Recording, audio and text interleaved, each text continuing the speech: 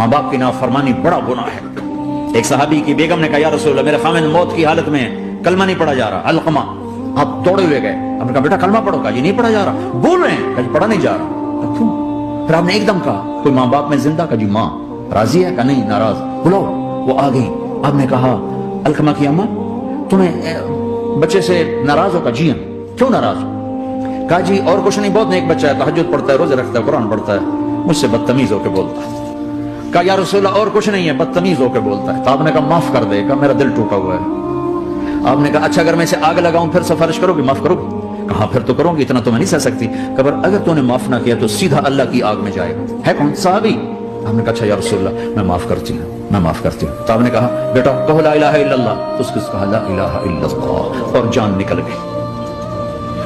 پھر آپ نے اس کا جنازہ پڑھا اور اس کے دفن میں شریک ہوئے، قبر تک گئے۔ پھر آپ نے دفن کے بعد اعلان کیا جس نے ماں باپ کو دکھ دیا اس پہ اللہ کی لعنت، فرشتوں کی لعنت، زمین آسمان کی لعنت۔